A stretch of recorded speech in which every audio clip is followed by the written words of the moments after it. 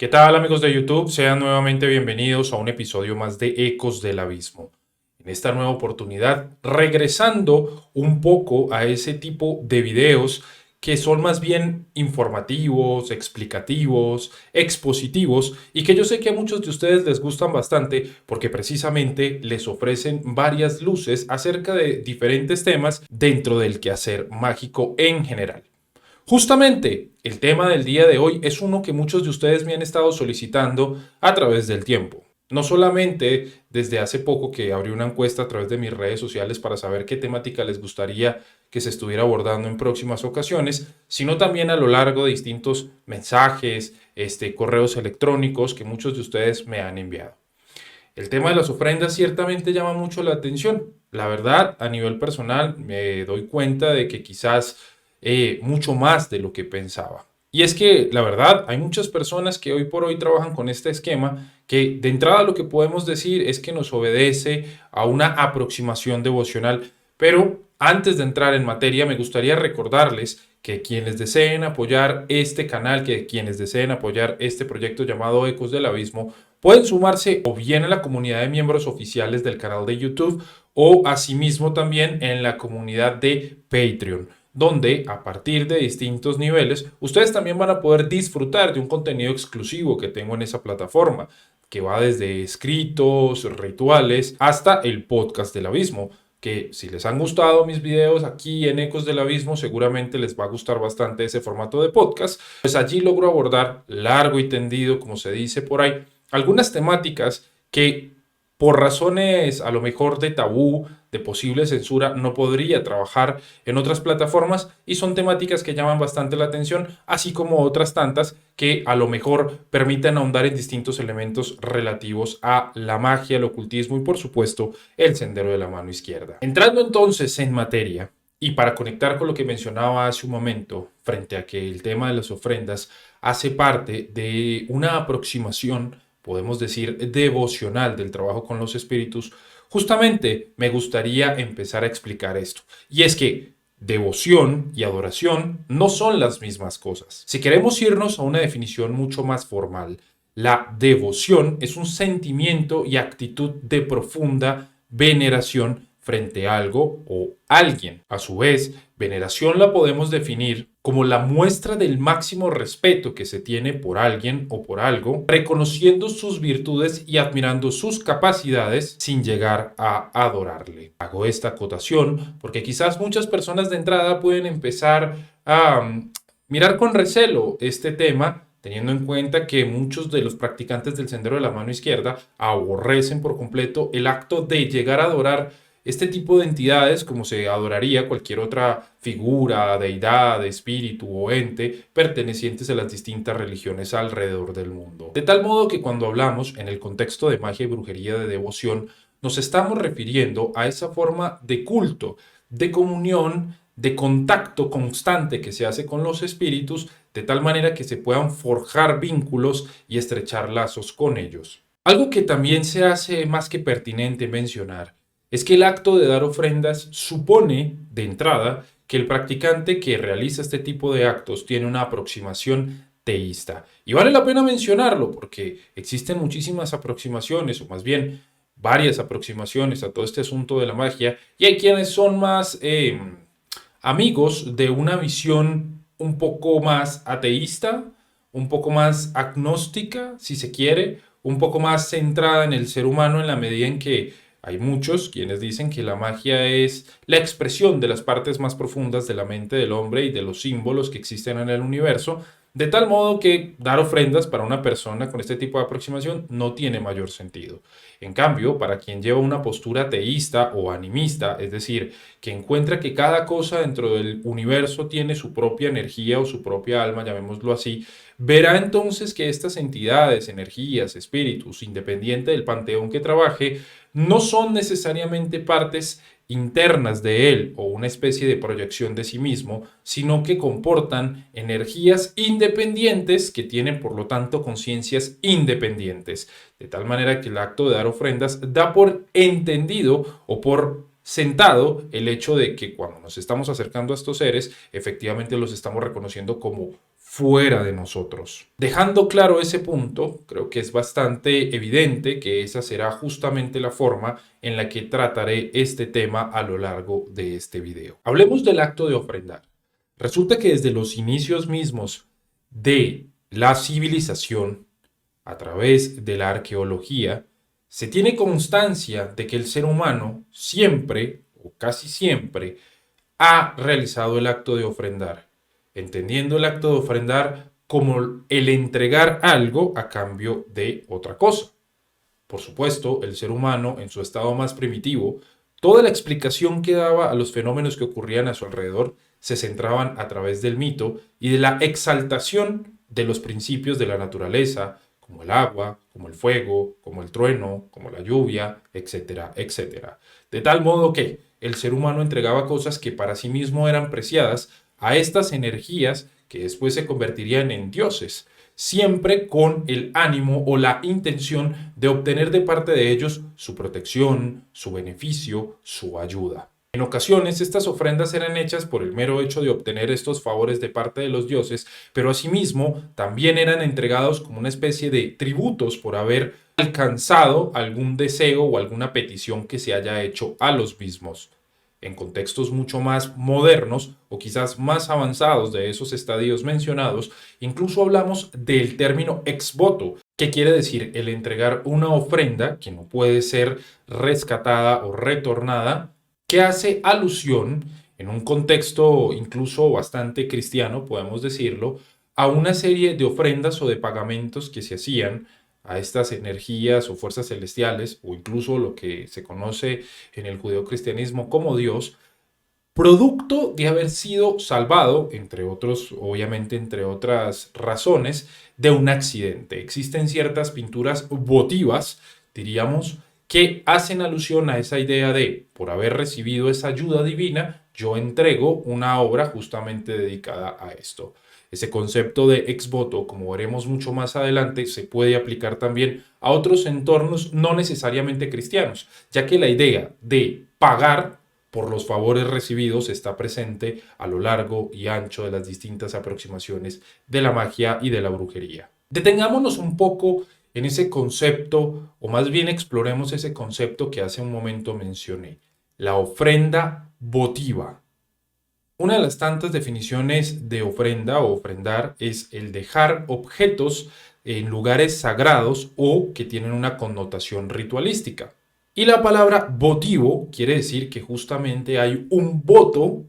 adherido o adjunto a este acto, por lo que se entrega esa ofrenda como una especie de cumplimiento de una promesa, bien sea como una forma de reforzar el vínculo con la entidad o, como bien lo expliqué, de pagar por algún favor recibido de parte de la divinidad o de las entidades o de los espíritus. Creo que es bastante claro este asunto en contextos mucho más adecuados quizás a lo que es el quehacer mágico de hoy por hoy. Ofrendas son toda esta clase de objetos, toda esta clase de actos que, por ejemplo, son dejados sobre los altares o sobre el altar o el lugar de trabajo que tenga un practicante moderno, independiente de su aproximación, independiente de su línea, del color de su magia, entre comillas. Pero entonces, alejándonos un poco del acto en sí mismo, hablemos de los tipos de ofrendas que existen o las diferentes formas de ofrendar que se pueden presentar. Tenemos, por ejemplo,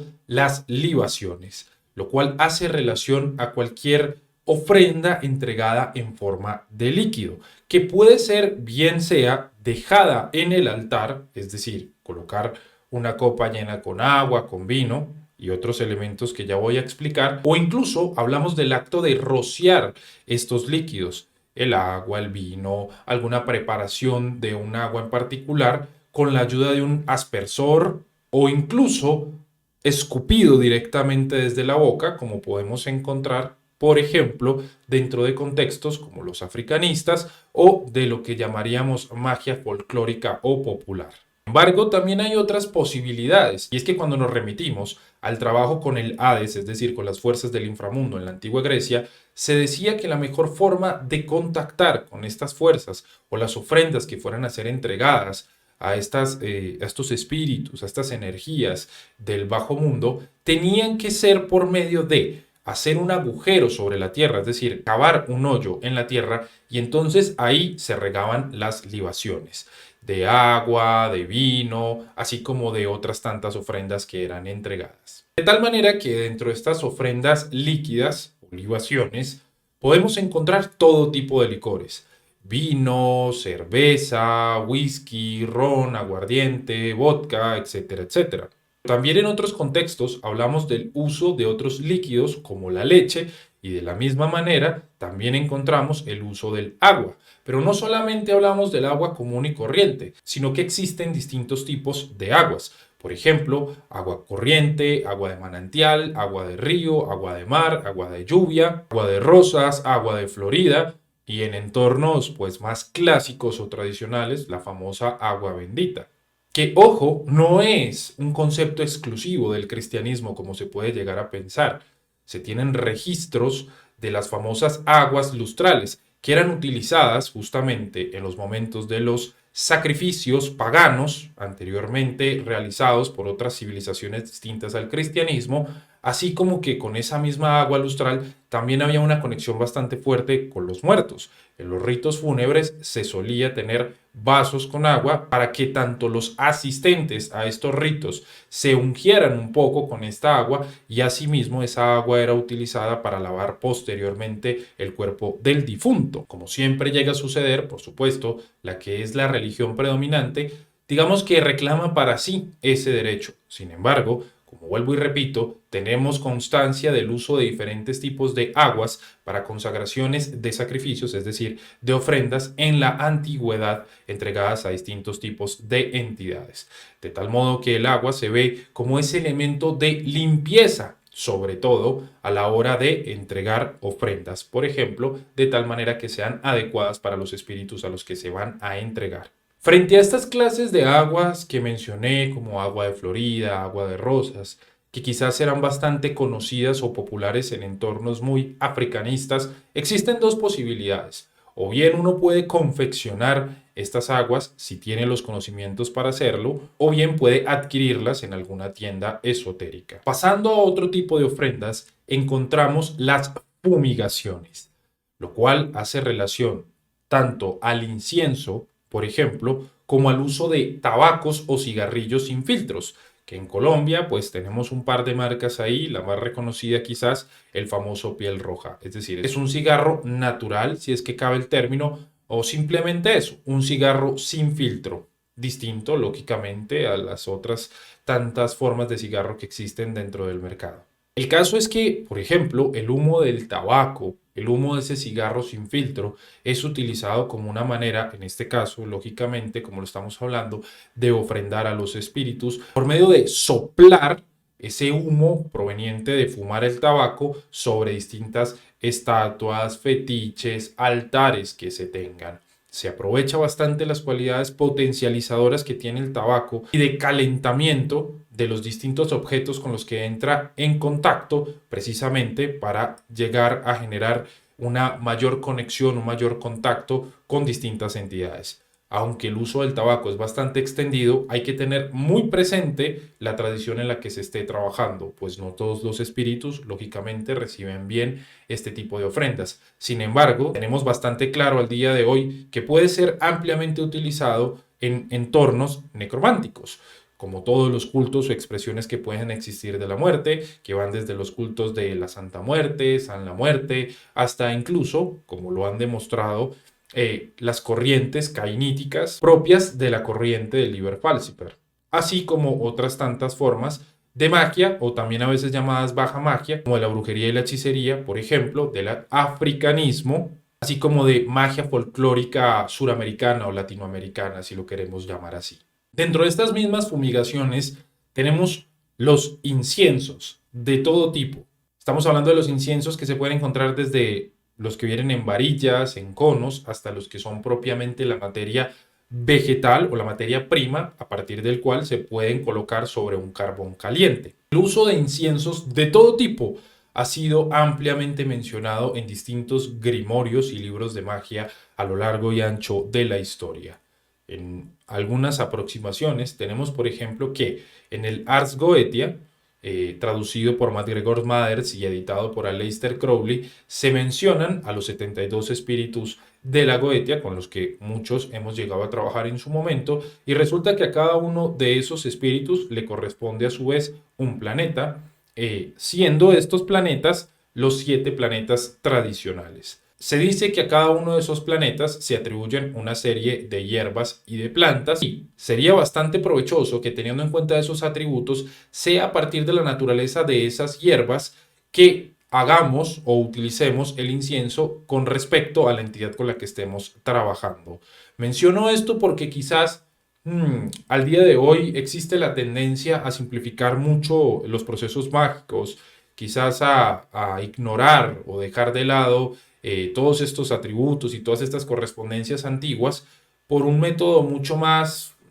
tipo, pues incienso es incienso, independiente del olor que tenga. Resulta que no es así. Se ha creído que dependiendo del tipo de incienso se llama unas cualidades en el plano astral que corresponden a ciertas entidades particularmente hablando. De tal manera que si yo estoy trabajando, por ejemplo, con la luna, utilizar un incienso de jazmín sería adecuado, mientras que si hago uso de otro tipo de incienso, a lo mejor no voy a cumplir con esa correspondencia. Vuelvo y repito, estas son cosas que han sido bastante evaluadas desde contextos modernos, tanto de quienes aplauden todavía el uso de este tipo de atributos como de quienes la rechazan y ven en los antiguos métodos de magia ceremonial una especie de parafernalia que no necesariamente se tiene que cumplir. Desde mi perspectiva, yo diría que nunca está de más y siempre es, por el contrario, un elemento mucho más poderoso la adición de este tipo de atributos y correspondencias y el tener el mayor detalle posible con este tipo de asuntos. Estas correspondencias están ahí por una razón y no son simplemente razones arbitrarias. Eso desde luego es algo que, más allá de la teoría, cada quien puede comprobar desde la práctica. Pasamos, por otra parte, a otra clase de ofrendas, en este caso las famosas ofrendas quemadas. Y aquí encontramos un par de elementos que vale la pena mencionar. En este contexto estaríamos hablando, por ejemplo, de un elemento bastante sonado como lo es el uso de las velas de todos los colores. Asimismo, y conectando un poco con lo que hablaba de la Goetia para dar un ejemplo que pueda servirnos como para entender un poco más el asunto, cada uno de estos planetas clásicos tiene un color asociado, de tal manera que, por ejemplo, cuando trabajamos con entidades asociadas a Marte, estaríamos trabajando con el color rojo, y si estamos trabajando con entidades asociadas al Sol, sería con el color amarillo o dorado.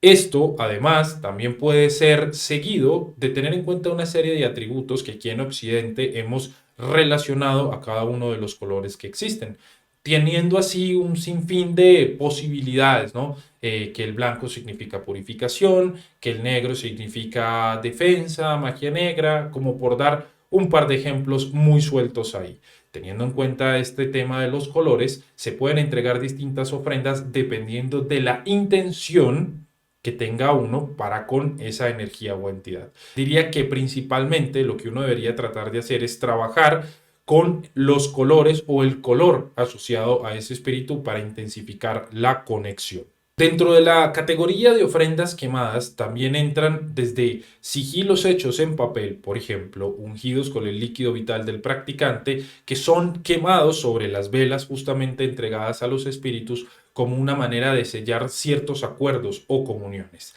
Asimismo, en la antigüedad también se hablaba de ciertas efigies, de una especie de estatuillas o de figurillas que se hacían en honor a los espíritus y que se quemaban para los mismos. Esto quizás no es algo que sea tan popular al día de hoy como si lo es el quemar sigilos o el quemar velas, pero se menciona aquí teniendo en cuenta que hace parte justamente de esas llamadas ofrendas quemadas. Nos movemos hacia otro tipo de ofrendas y en este caso hablamos de las plantas y hierbas que, como bien se mencionó, pueden ser utilizadas al triturarse, macerarse, para utilizarlas en forma de incienso. Asimismo, por ejemplo, tenemos que en cultos como los de la Santa Muerte se suelen dejar una ofrenda de flores sobre el altar que cambian de forma periódica semana tras semana. Estas plantas y hierbas no solamente pueden ser utilizadas como incienso, sino que al ser maceradas y con la ayuda de ungir las velas con aceite, se pueden espolvorear sobre la misma vela de tal manera que se haga una especie de ofrenda combinada, lo podemos llamar así.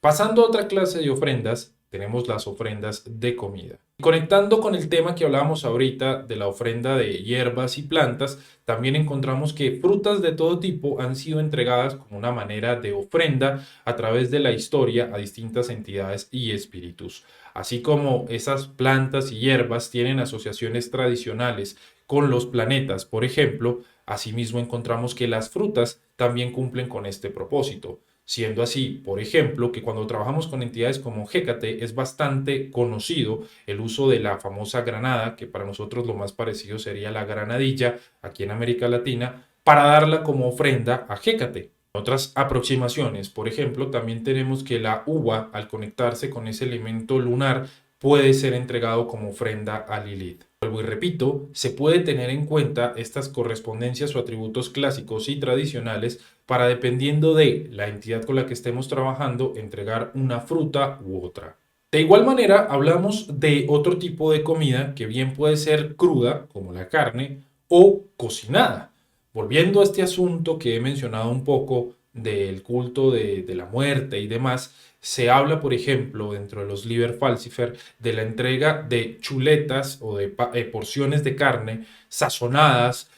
con especias que son bastante picantes. Y esto se hace, por ejemplo, al reconocer un atributo fuerte, un carácter marcial en la entidad que justamente se conecta con ese tipo de especias o de elementos de la tierra que son picantes, que son ardientes, diríamos. Hay que tratar de encontrar esa especie de unión, de simpatía dentro de la ofrenda y el espíritu al que representa. Porque, por ejemplo, yo no trabajaría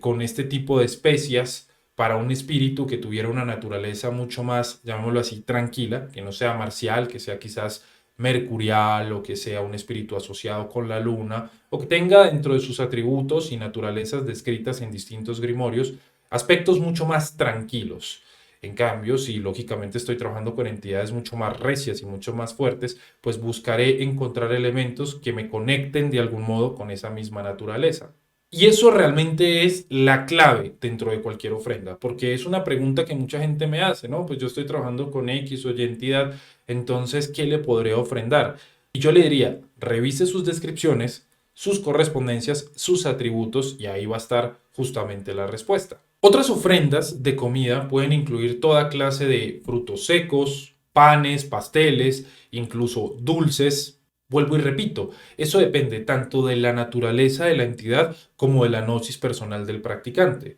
Yo, paréntesis, tuve un amigo que me dijo en su momento que no sabía qué entregarle a X entidad de la Goetia, no voy a revelar muchos datos, y un día me dijo que se había soñado que era una especie de niño y que tenía la boca llena de dulces. Él lo interpretó como una señal de que debería de poner dulces para este espíritu, lo cual le funcionó bastante bien días después. Sin embargo, ¿cuál es el punto especial aquí? Y es que en ninguna parte, en ningún grimorio decía que este espíritu tuviera algún tipo de conexión con los dulces. Ahí es donde yo digo que va a entrar a jugar la gnosis personal de la persona que está haciendo ese contacto con la entidad. Y ahí quiero mencionar algo que ha sucedido a otras personas que he tenido la oportunidad de guiar o de asesorar. Resulta que hay que prestar mucha atención a los sentidos en el momento de estar trabajando con entidades, sobre todo desde esta aproximación de ofrendas y devoción y demás, porque, por ejemplo, hay gente que puede llegar a sentir un sabor particular en su boca de algún elemento que no está consumiendo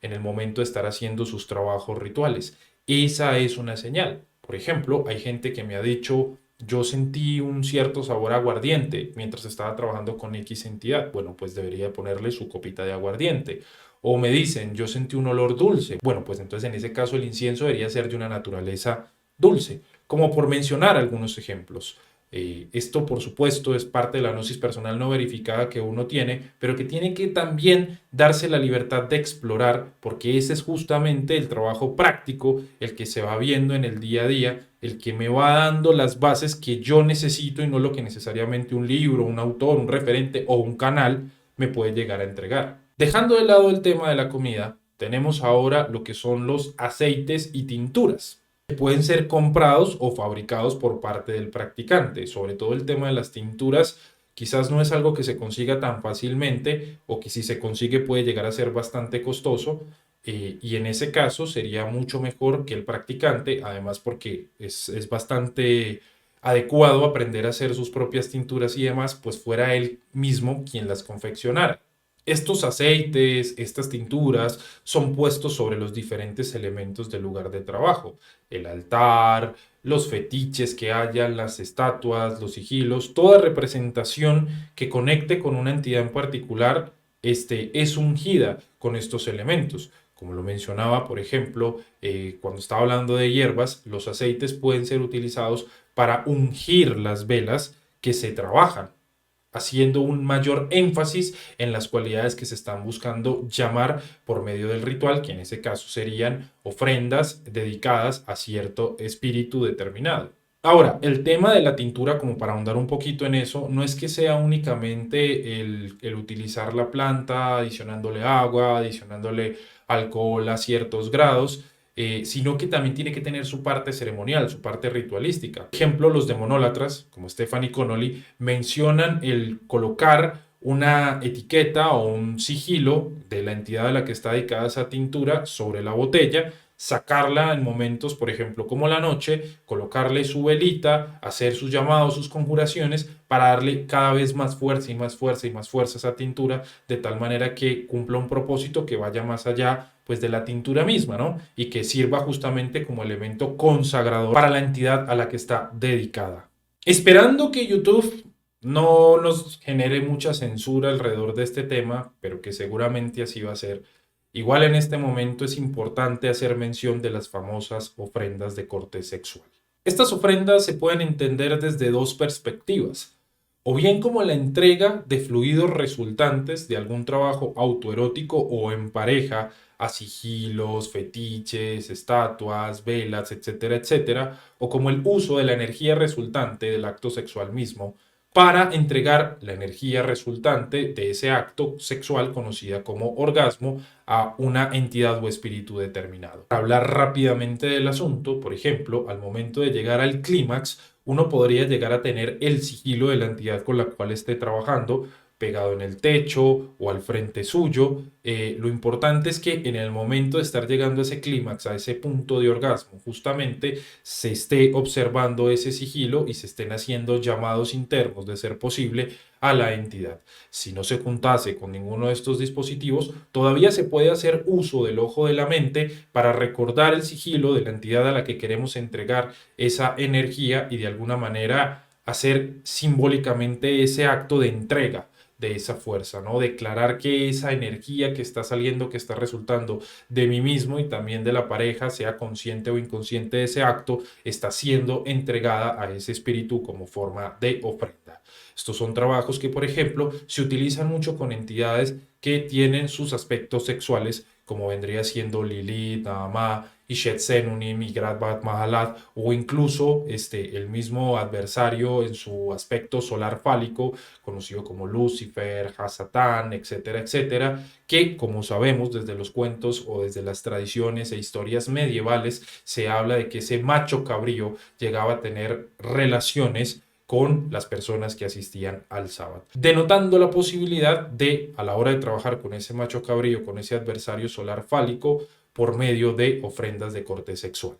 Tenemos también las ofrendas del líquido vital o de la sangre propiamente, extraída única y exclusiva y absolutamente del practicante, un par de gotas, quien puede hacer uso de dispositivos como las lancetas para diabéticos, de tal manera que pueda ungir desde sigilos, velas, fetiches, estatuas, talismanes, amuletos, etcétera, etcétera, dedicados a una entidad particular. Sabemos en el sendero de la mano izquierda que este elemento es ampliamente utilizado, encontrando en la sangre ese símbolo de vivificación, de empoderamiento, un poco haciendo alusión a ese contexto vampírico que dice que la sangre es vida y que tiene por lo tanto la posibilidad o la cualidad de entregarlo o otorgarlo. Sabemos que en el sendero de la mano izquierda se utiliza bastante esto y no podemos dejarlo de lado y es bastante poderoso y provechoso. Sin embargo, cuando utilizamos sangre tenemos que ser bastante conscientes y consecuentes con lo que estamos haciendo, pues sea que estemos totalmente o no convencidos de lo que estamos haciendo, al entregarla de forma voluntaria, estamos estrechando unos lazos y unos vínculos muy fuertes con la entidad o entidades con las que estemos trabajando. De forma que yo no alentaría absolutamente a nadie a hacer algo como eso si no estuviera seguro o segura de lo que está haciendo y si se va a mantener en el tiempo, en el trabajo con ese espíritu o con esa entidad a la cual le está generando este tipo de ofrenda tan potente. Ahondando un poco más en este elemento de la sangre, sabemos que las mujeres, por su ciclo natural, sangran cada tanto tiempo durante el mes y durante el año, de tal manera que, como se sabe y como se conoce ampliamente, pueden utilizar esa sangre resultante como una manera de ofrendar a los espíritus, teniendo esta sangre una connotación bastante poderosa. Pues distinto a lo que las religiones abrahámicas en general opinan sobre la sangre menstrual, toda mujer practicante de la magia y la hechicería sabe que esa sangre es bastante potente y que la puede utilizar como un elemento, en este caso de ofrenda o para otro tipo de intenciones dentro de su quehacer mágico. Yéndonos hacia otro tipo de ofrendas, otra clase de ofrendas, ya no encontramos propiamente un objeto en sí mismo, sino que estaríamos hablando más bien de un acto. Y en ese caso hablamos de las famosas ofrendas creativas o artísticas que hacen alusión a utilizar la música, la pintura, algún proyecto o cualquier tipo de actividad que permita llegar a varias personas como medio de ofrenda para algún espíritu o entidad en particular. Todo tipo de libros, pinturas, esculturas, música y demás ha sido creado alrededor de la historia en algunas ocasiones como una ofrenda a una deidad determinada, no necesariamente a espíritus asociados con el lado nocturno o el sendero de la mano izquierda. Ahí tenemos el caso del término de ex voto, como lo explicaba al principio de este video, que son pinturas u obras que fueron entregadas o fueron realizadas más bien como una especie de agradecimiento a esa entidad o esa energía, esa divinidad que haya logrado, en algunos casos se dice que es así, ayudar a que la persona que realizó esa obra hubiese salido ilesa, por ejemplo, de algún accidente. Resulta que este tipo de ofrendas creativas, artísticas, por medio de la música, del arte en sí misma, ¿no?, supone una forma muy potente de ofrenda, y aquí me quiero detener un poco. Como saben, ya lo he dicho en algunos momentos, en otras oportunidades, en videos en directo y demás, incluso en un par de preguntas que me han hecho o en entrevistas, y es que Ecos del Abismo en sí mismo es mi gran ofrenda al lado nocturno, a los espíritus del Citrahagra, a las energías, a las entidades con las cuales trabajo y con las cuales he generado un vínculo y una comunión. ¿De qué manera, por ejemplo, funciona esta ofrenda? Resulta que a través del canal muchas personas, desde gente que recién está comenzando hasta gente que tenía alguna idea o noción o incluso está avanzada en la magia, ha encontrado en este canal la posibilidad de darle un mayor impulso a su trabajo mágico o incluso de iniciarlo. De tal manera que hay personas que están estableciendo altares, están estableciendo prácticas, están haciendo todo tipo de conjuraciones, de rituales y demás, gracias a o a través de la inspiración que este proyecto les ha permitido tener o sentir en su momento. Y yéndome incluso a otros elementos, ustedes saben que tengo un par de meditaciones guiadas, como son la caverna de Lilith y de Chendo in Nomini Lucifer, que es una meditación guiada dedicada a la energía del adversario desde mi perspectiva, que en este momento cuenta con demasiadas, cientos, si no es que miles, de visitas, lo cual ha supuesto la posibilidad para mucha gente de conectarse con un espacio en común, con un espacio afín dedicado al adversario en su aspecto, en el caso de la caverna de Lilith femenino y en el aspecto de la meditación guiada con Lucifer masculino. Se han conectado estas personas, han podido desarrollar una especie de conexión con estas entidades, con estas energías a partir del trabajo que he realizado ahí. Y bueno, eso es como una especie de ofrenda que todo el tiempo está generando movimiento, porque todo el tiempo está llegando gente a esos videos, todo el tiempo hay gente que se está tomando el tiempo, la molestia, de ponerse unos audífonos, de apagar la luz, de dejarse llevar hacia donde sea que lo lleven estas meditaciones. Pero bueno, más allá de utilizar este momento para hablar de Ecos del Abismo y del trasfondo que le di, realmente esperaría con este ejemplo poder darles a entender la manera en la que un proyecto como este puede llegar a funcionar como una especie de ofrenda para estos espíritus o estas energías con las que se trabajen. animándolos o incitándolos, si es posible, a que quienes sientan que pueden llegar a hacer algo así, lo hagan. Porque entre otras cosas es algo bastante, o sería algo bastante positivo, teniendo en cuenta que a lo mejor no son tantos los canales, no son tantos los proyectos que hay dedicados al tema del sendero de la mano izquierda. Porque sé que todo esto ha funcionado de la forma incluso más allá de lo que yo había pensado que podía llegar a funcionar, porque al día de hoy veo que mi vida ha cambiado en un 100%, brindándome la posibilidad de trabajar en esto, de vivir por esto, de tener que preocuparme todos los días por situaciones relativas a la magia y no quizás a otras cosas. Realmente yo puedo decir que Ecos del Abismo me ha cambiado la vida a mí completamente y que el hecho de haber tomado esa decisión de abrir este canal, tanto para el esparcimiento de la llama negra en general, como un acto también pedagógico de ampliar todo este conocimiento, de compartir, difundir todo este conocimiento relativo a la magia, pues me ha traído, vuelvo y repito, grandes posibilidades en mi vida. Y veo que el hecho de tener el proyecto ahí activo, funcionando, compartiendo más información y demás, va haciendo que sea algo que nos beneficia a todos, llamémoslo así, ¿no? Tanto a estas energías con las que se llegan a tener contacto, como a mí mismo, como a ustedes. La verdad es que, vuelvo y repito, no se trata en este momento de echarme flores a mí mismo, porque no quiero que se vea así, o no es mi intención por lo menos hacerlo, sino simplemente mostrar que se pueden hacer cosas como estas, que se puede, por ejemplo, tener un grupo de música que no necesariamente sea de metal, que esté dedicado al tema de la mano izquierda. Conocí a alguien, por ejemplo, que trabajaba con X entidad, fue a montar un negocio, lo que hizo fue que extrajo partes del sigilo de la entidad y en el logotipo de la empresa, pues ahí camufladito colocó partes de ese sigilo, de tal manera que se está haciendo una especie de direccionamiento a la entidad a la que en ese caso correspondía ese sigilo para que empodere en primera medida, proteja y abra caminos a la empresa, así como que al mismo tiempo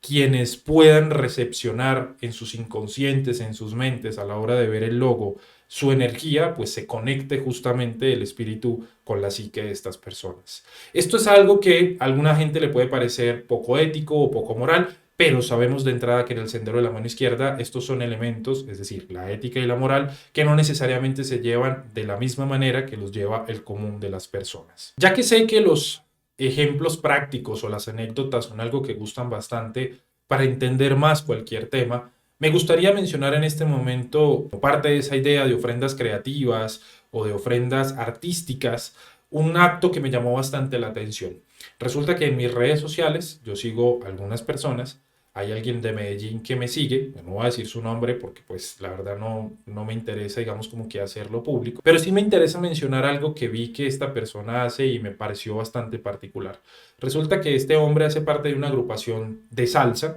que uno diría de entrada que poco o nada tiene que ver con el sendero de la mano izquierda, y lo que quisiera mencionar aquí es que este hombre cada vez que se va a presentar en vivo con su agrupación, antes de que empiece todo el concierto y demás, se encarga de proyectar o de hacer que le proyecten más bien imágenes de sigilos, de Lucifer, de ciertos iconos de ciertas figuras llamativas y alusivas al sendero de la mano izquierda, tanto que la otra vez que estaba viendo sus videos por ahí, de estos momentos previos a la presentación, había gente que se emocionaba y había gente que se asustaba. Es decir, el tipo lograba generar una respuesta emocional de parte del público y ahí es donde hay una energía liberándose y le funciona bastante bien. Aparte de eso, digamos que la presentación de la banda en sí misma o de la agrupación en sí misma tiene ahí un tinte medio oscuro, pero pues nada, luego empiezan a tocar su salsa normal y ya está. ¿A qué voy con este ejemplo? Estas son maneras en las que una cosa que aparentemente no tiene nada que ver con la estética oscura o siniestra o incluso cliché, si me lo permiten, del sendero de la mano izquierda, se puede utilizar de algún modo para generar este tipo de ofrendas. Sé que esta persona no lo hace como aleatoriamente o arbitrariamente, sino que tiene una intención de por medio y creo que le funciona bastante bien. Cerrando el tema de los tipos de ofrendas, y no porque no haya más, sino porque quizás podemos decir que esas son las principales, podemos hablar en este instante de los momentos para las ofrendas. Y lo primero que sería importante mencionar es que no existe una especie de regla general a seguir para dar ofrendas. Me explico, eso también va a depender de la corriente o la tradición a la que se pertenezca. corrientes como las necrománticas, tipo San la Muerte, Santa Muerte, e incluso Liber Falcifer y demás, pues tienen establecidos los lunes como los momentos en los cuales tienen que hacer una serie de ofrendas, de acuerdo a esas corrientes, de acuerdo al ethos de esas aproximaciones. No es algo que se puedan saltar o no es algo que se deberían de saltar. Sabemos muy bien que el día 13 y 31 también tiene una connotación especial, entonces esos días hay que hacer unas ofrendas o unos banquetes, inclusive si se quiere ver así, especiales. También funciona así en los momentos que se conocen como solsticios o equinoccios. Esos momentos particularmente muchos practicantes los aprovechan para hacer sus ofrendas a las entidades con las cuales trabajan. O otros pueden decir, yo voy a utilizar la luna llena o la luna oscura, es decir, la luna nueva para hacer mis ofrendas. Hay otras personas que dependiendo de lo que estén trabajando o la intensidad que quieran tener con las entidades con las cuales trabajan, hacen ofrendas semanales, hacen ofrendas mensuales o incluso algunos llegan a hacer ofrendas diarias. Vuelvo y repito, no existe una especie de regla que tenga que cumplirse globalmente, ¿no? Ya desde cada tradición y cada corriente es otra cosa muy distinta. Pero cada quien establece los momentos de las ofrendas de acuerdo a lo que le parece, entre comillas, pero también al trabajo que esté desarrollando. Porque, por ejemplo, si yo estoy trabajando activamente para que X cosa se me cumpla, pues estar dando o brindando ofrendas a la entidad puede ser una buena idea. O también, después de haber conseguido esto que yo estuve solicitando que se me diera, el entregar ofrendas es una excelente manera de pagar a los espíritus por esos favores recibidos. Pasando a otros asuntos relativos al tema de las ofrendas, voy a mencionar unas preguntas varias, llamémoslo así, que muchas personas se hacen alrededor de este tema. Por ejemplo, una de ellas es, ¿qué se puede ofrendar? Si recuerdan, lo mencioné hace un rato, uno debe tener en cuenta en primera medida los atributos, las correspondencias, las descripciones asociadas a la entidad para saber qué puede entregar o para saber qué puede ofrendar. Pero también puede hacer uso de su gnosis personal para, digamos, encontrar esa respuesta. Eso sí, esa gnosis solamente va a ser potente o solamente va a ser adecuada en la medida que el practicante ya haya tenido un desarrollo de sus habilidades mágicas, ya haya hecho una serie de ejercicios como meditaciones, mantenerse en ciertas posturas, agudizar sus sentidos, comenzar a trabajar realmente en el tema de la magia. Para una persona que recién está comenzando, quizás los mensajes o la información que pudiera llegarle, o bien puede que no sea ninguna en absoluto, o bien puede ser una sugestión que está generando por sí mismo en lugar de ser un mensaje realmente de los espíritus o las fuerzas con las cuales está trabajando. Otra pregunta muy común frente al tema de las ofrendas es cómo se despachan. Es decir, ¿yo qué hago después de que la ofrenda ya ha culminado y sobre todo si es licor, si es comida y demás, ¿yo qué hago con eso? Lo que se pueden hacer son dos cosas. Uno es dejarlas en la naturaleza, sobre todo si son ofrendas de comida. Uno puede buscar un espacio dentro de la ciudad o incluso alejado de la ciudad donde puede dejar esas ofrendas, esos restos de ofrendas cerca de un árbol y demás. En otros casos, uno puede con mucho respeto, después de que las ofrendas ya hayan sido consumidas, pues simplemente arrojar los restos a la basura. Esto es algo que no a mucha gente le gusta hacer, pero hay puntos o hay momentos en los cuales se tiene que hacer. Hay gente que vive en grandes ciudades y que digamos que no cuenta con la posibilidad de tener un árbol, la naturaleza, un bosque a la mano y le toca hacer algo de este tipo. Dirían algunos defensores de la teoría o de la idea de que está bien tirar las ofrendas y que no pasa nada, que realmente no es como que uno fuera a esperar que la entidad, digamos en el caso de la comida, consumiera de la misma manera en que nosotros lo hacemos esos alimentos. Pero hay quienes, de manera muy imprudente, han probado las ofrendas de todo tipo que han dejado en sus altares después de que ha pasado el tiempo. Hay muchas personas que dicen que ya esas ofrendas no tienen ni sabor ni olor. Y eso es algo bastante característico teniendo en cuenta que hay muchas ideas asociadas a que lo que realmente llama la atención de las entidades, de los espíritus y demás de estas ofrendas es eso, su olor o su sabor. De tal modo que cuando ya no están, podríamos decir que entonces efectivamente los espíritus habrán consumido estos elementos, dejando únicamente los restos físicos, igual que cuando cualquier persona termina de comer y bueno, ahí queda el plato untado o queda con algunos restos o sobras que simplemente después se despachan a la basura. Esto es un tema bastante subjetivo. Yo no me atrevería a decir que una cosa es real y la otra es mentira. Yo creo que más bien cada uno debería de probar, trabajar y de esa manera se va a dar cuenta que es lo más adecuado. Hay otras personas que, por ejemplo, cuentan con la posibilidad de tener ciertas plantas o matas en su casa, hacen espacio dentro de las mismas materas y ahí colocan los restos de tabacos, de comida, de los inciensos,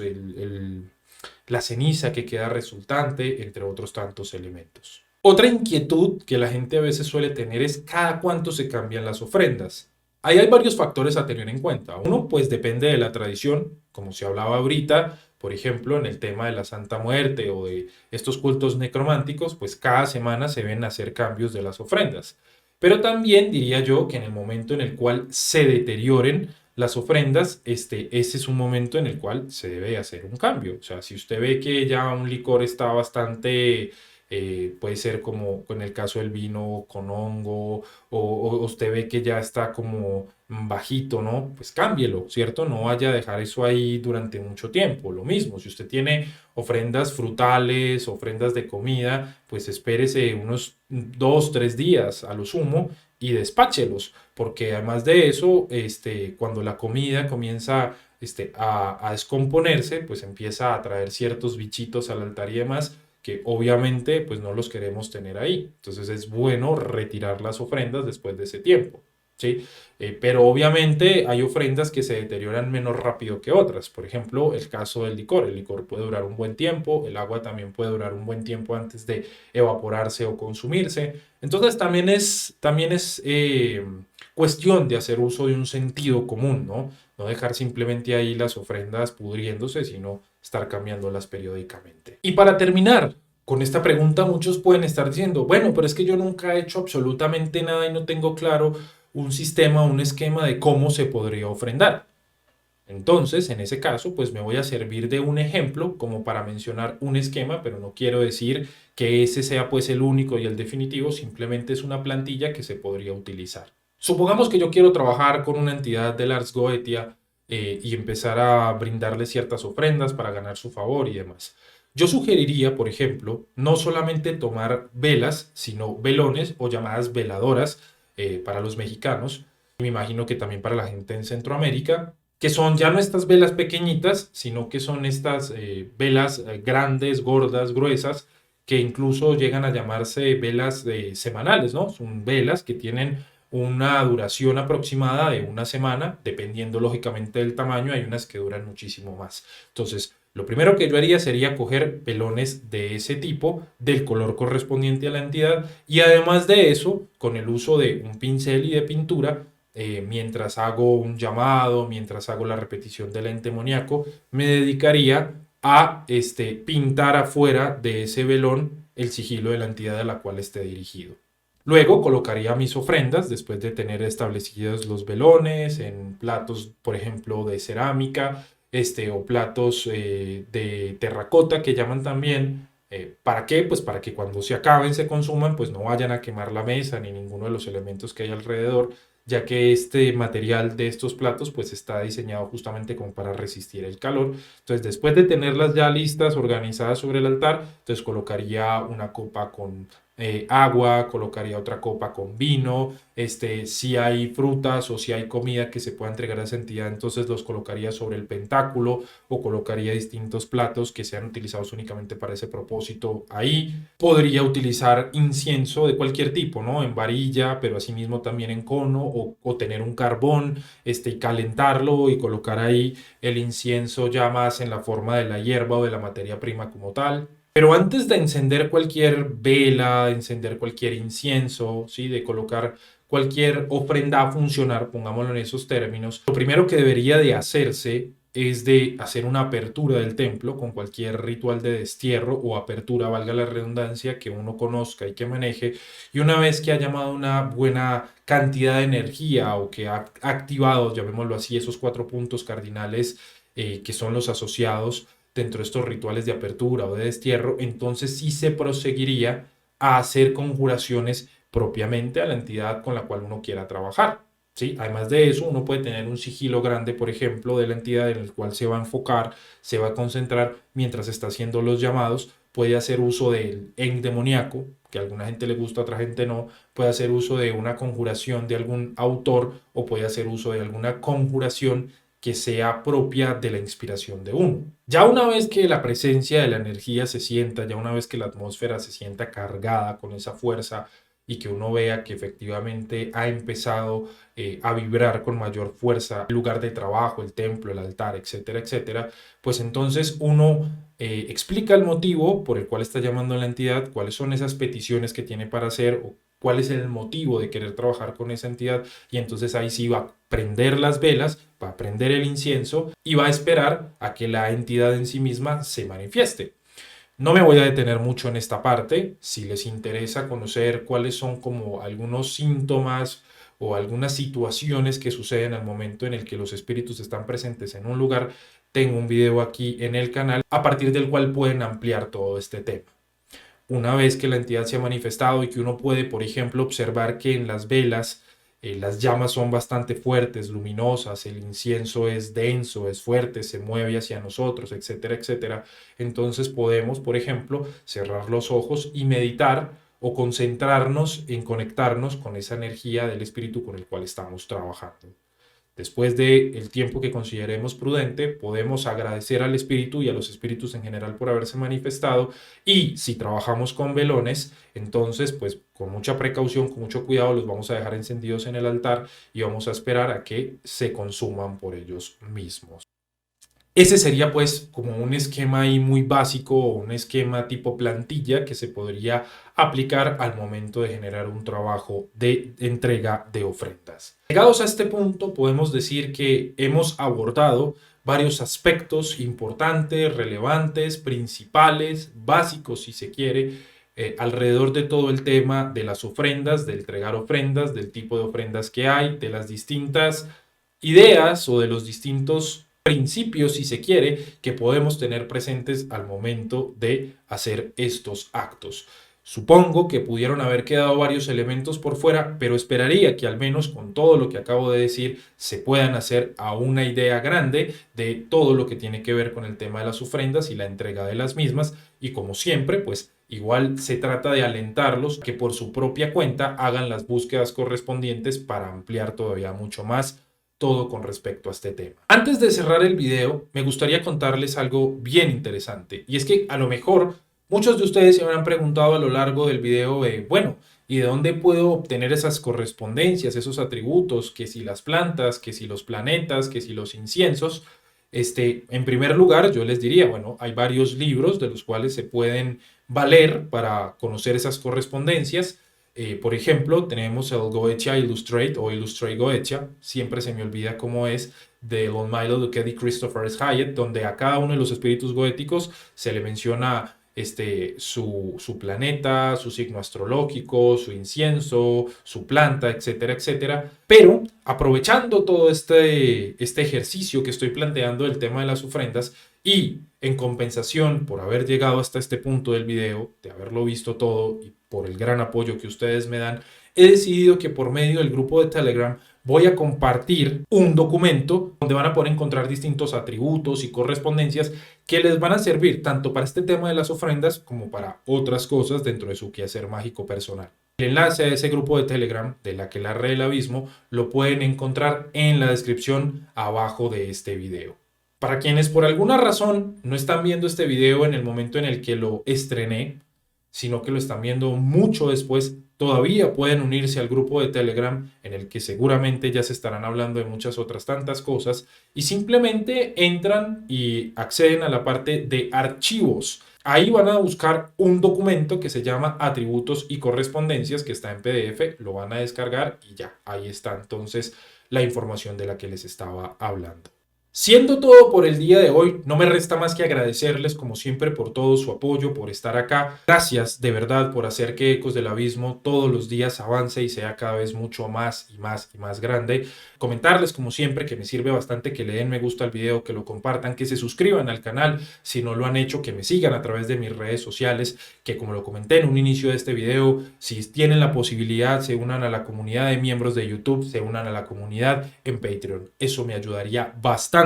a seguir avanzando y creciendo en este proyecto. Y también recordarles que periódicamente, por lo general, semana tras semana, aparte de estos videos temáticos, estoy por ahí haciendo mis directos de YouTube y en algunas ocasiones también en Instagram, trayéndoles todavía muchos más elementos para discutir frente a todo este tema de la magia, del ocultismo, del sendero de la mano izquierda y abriendo esa posibilidad para responder todo tipo de dudas, de inquietudes o hablar de las temáticas que ustedes bien quieran que yo hable. Muchas gracias por todo una vez más. Nos vemos en una próxima ocasión. Y como siempre, ¡que arda la llama negra!